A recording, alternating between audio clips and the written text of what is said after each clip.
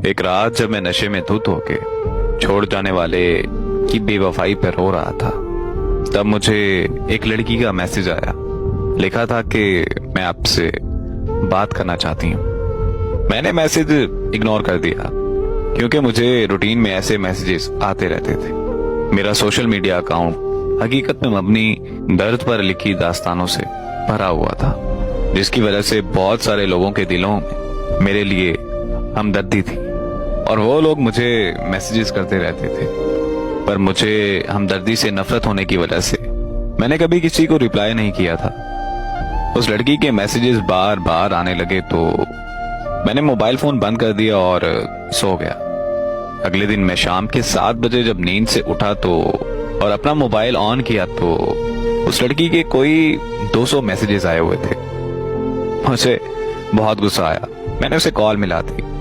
उसके call attend करते ही मैंने उसकी खूब इंसल्ट की और कॉल बंद करके उसे ब्लॉक कर दिया। थोड़ी देर में ही मुझे एक और रॉन्ग नंबर से कॉल आ गई।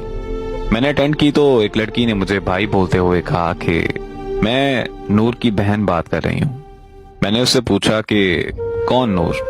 वो कहने लगी कि वही नूर जिसने सोशल मीडिया पे आपकी स्टोरी पढ़कर पिछले 7 दिनों से कुछ नहीं खाया। वही नूर जो पिछले 7 दिनों से लगातार रोई जा रही है। वही नूर जो पिछले 7 दिनों से सोई नहीं। वही नूर जिसकी कुछ देर पहले आपने इंसल्ट की है।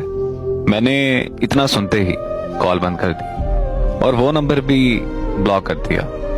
रात को जब मैं फिर से नशे में धुत हुआ तो मुझे अजीब ख्याल आने लगे और एक अजीब सी बेचैनी होने लगी कि आखिर ये नूर लड़की है कौन और ऐसा क्यों कर रही है। तजस्सुस इतना बढ़ गया कि मैंने उसे अनब्लॉक किया और कॉल कर दी। कॉल उसकी बहन ने अटेंड की।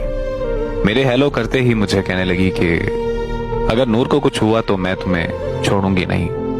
मैंने भी उससे मैं बात करते हुए पूछा कि आखिर मैंने ऐसा क्या किया है जो तुम मुझसे ऐसे बात कर रही हो। तो वो रोते हुए कहने लगी कि नूर को पता नहीं क्या हो गया है, उसे बिल्कुल होश नहीं आ रहा। हम सब उसे अस्पताल लेकर आए हुए हैं। मैंने जब अस्पताल का एड्रेस पूछा तो अस्पताल मेरे घर से 6 घंटे की ड्राइव पर था। मैंने एक दोस्त को कॉल की कि हमें इस्लामाबाद जाना है। मेरा दोस्त आ गया और हम रात के 2 बजे इस्लामाबाद के लिए निकल पड़े। हम सुबह के 8 बजे इस्लामाबाद के अस्पताल पहुंच गए। वहां पहुंचते ही मेरी मुलाकात नूर की बहन से हुई।